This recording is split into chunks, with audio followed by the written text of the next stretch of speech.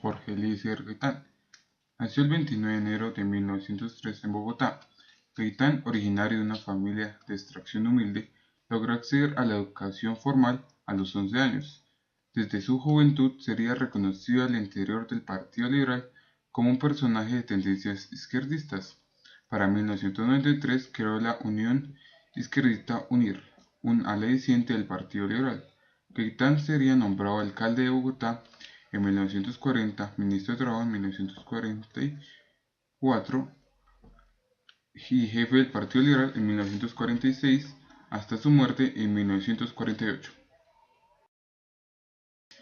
El 9 de abril fue un acontecimiento que fue causado por la muerte de Gaitán, donde los diferentes partidos políticos se alzaron contra liberales.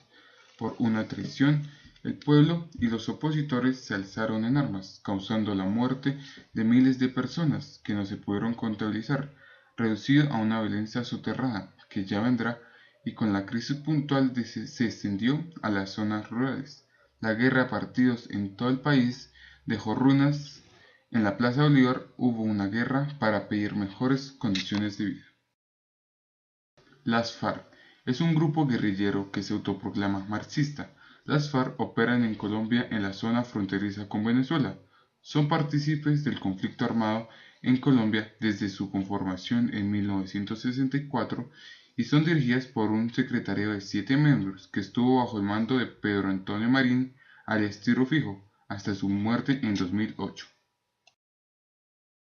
Ejército de Liberación Nacional (ELN) es una organización guerrillera insurgente que opera en Colombia. Se define como orientación marxista-leninista y pro-evolución cubana.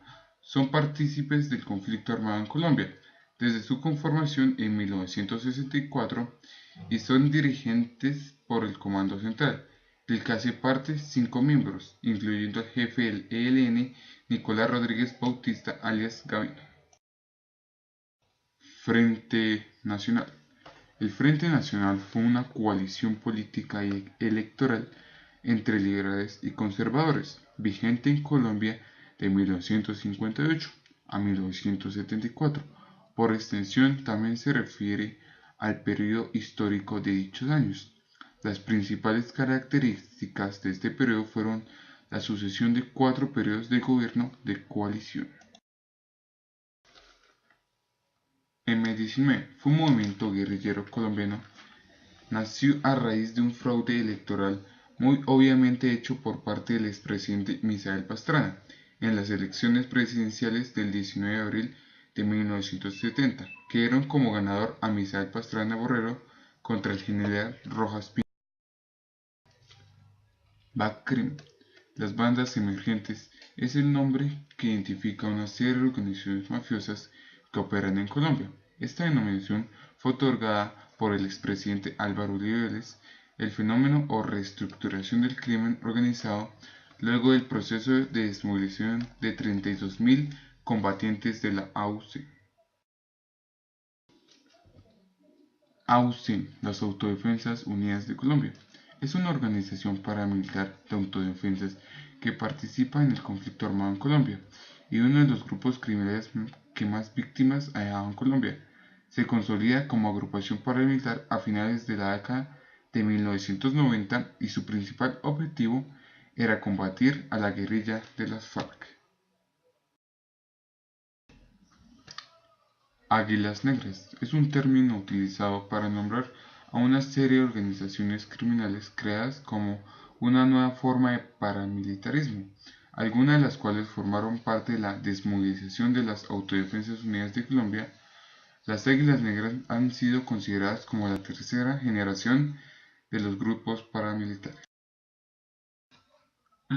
UP, la Unión Patriótica, es un partido político colombiano de izquierda fundado en 1985 como parte de una propuesta política legal de varios grupos guerrilleros, entre ellos el Movimiento de Autodefensa Obrera, ADO, y los frentes de movilizados Simón Bolívar y Antonio Nariño, del Ejército de Liberación Nacional y Fuerzas Armadas Revolucionarias de Colombia.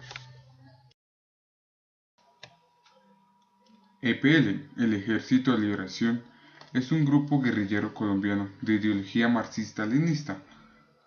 y maoísta. Se fundó en febrero de 1967, aunque no inició acciones paramilitares hasta 1968, principalmente en Antioquia, regiones de Urabá y Bajo Cauca, los departamentos de Córdoba, Sucre y la región del Magdalena.